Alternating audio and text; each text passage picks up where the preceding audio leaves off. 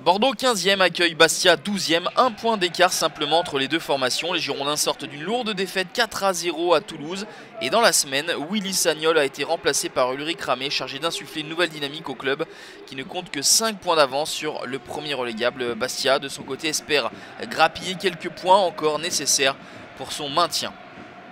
8 changements opérés par Ramé dans le 11 de départ par rapport à l'équipe qui s'est inclinée au stadium, et ça ne change pas grand chose, hein. Il faut attendre la 38e minute pour voir le premier semblant d'occasion avec ce ballon de Jussier, destination d'Enzo Crivelli.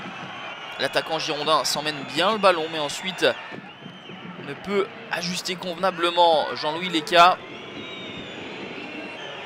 0-0 à la pause, peu d'occasions notables dans cette première période où la prudence a été de mise.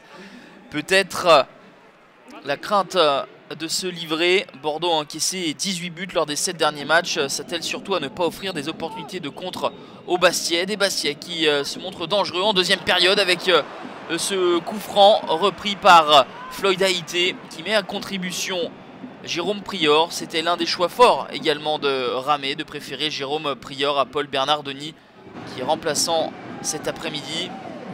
Un coup de pied arrêté désormais pour les Girondins.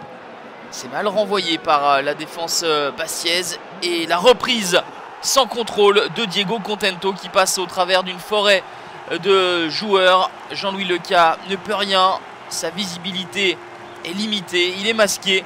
Jean-Louis Leca et doit s'incliner à la 82e minute sur ce but de l'Allemand Diego Contento. Le deuxième but de l'ancien joueur du Bayern de Munich. Le corner de Malcolm, renvoyé par Palmieri. Et ensuite la prise d'initiative gagnante de Diego Contento. Il aura fallu attendre la fin de partie pour voir cette ouverture du score. Les Bordelais avaient beaucoup plus tenté dans cette deuxième mi-temps. Après 4 matchs sans victoire, les Bordelais pensent tenir le bon bout, mais 2 minutes après le but de Contento, Gaël Danick s'infiltre dans la surface de réparation et distille un véritable caviar à Axel Ngando. Un but partout à la 84e minute. Axel Ngando parvient à se libérer du marquage et n'a plus qu'à battre de près Jérôme Prior. Gaël Danick qui a été très intéressant cet après-midi, multiplier les débordements, les coups de pied arrêtés bien sentis. Là, le petit ballon piqué est un véritable délice. Score final 1 partout, on s'acheminait vers un 0-0. Et dans les 10 dernières minutes, Contento et Ngando ont fait trembler les filets. Pas de révolution depuis l'arrivée de Ramé, mais une défense un peu moins friable. 5e match en victoire pour les Girondins. Un bon point pour le Sporting.